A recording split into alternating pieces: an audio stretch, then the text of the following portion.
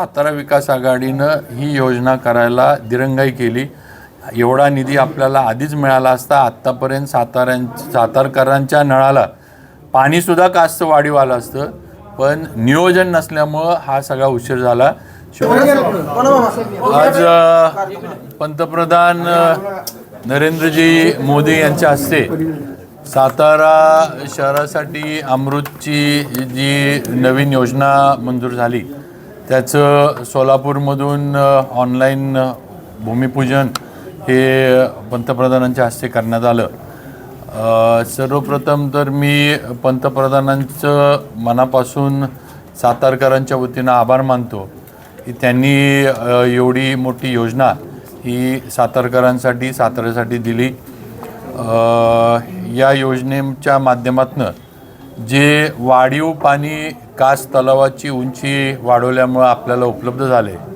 आपल्याला सगळ्यांनाच माहिती आहे की अजितदादा उपमुख्यमंत्री असताना उपमुख्यमंत्री नाही, ज्यावेळेला ते पाणी पुरवठा विभाग त्यांच्याकडे होता त्यावेळेला कासच्या उंची वाढवण्याच्या प्रस्तावाला मंजुरी मी पाठपुरावा करून घेतली होती. त्याचं विधिवत काम सुरू झालं आणि त्याच्यानंतर सुधारित प्रशासकीय मान्यता परत एकदा अजितदादा उपमुख्यमंत्री असताना आपण घेतली आणि हे काम कासचं आज पाण्याचं पूर्णत्वाला गेलं आहे.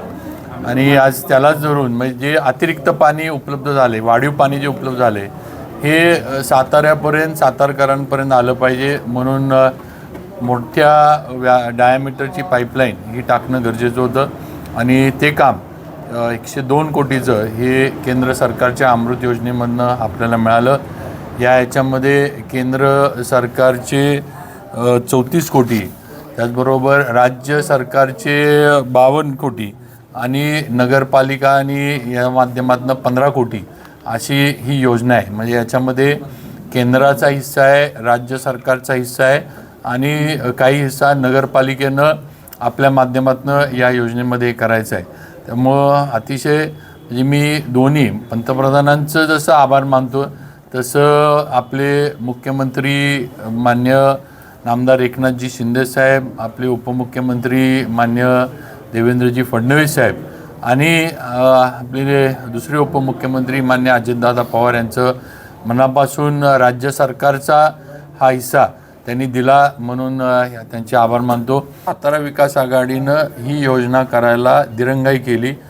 एवढा निधी आपल्याला आधीच मिळाला असता आत्तापर्यंत सातारकरांच्या नळाला पाणीसुद्धा कास्त वाढीव आलं असतं, पण नियोजन नसल्यामुळं हा सगळा उशीर झाला.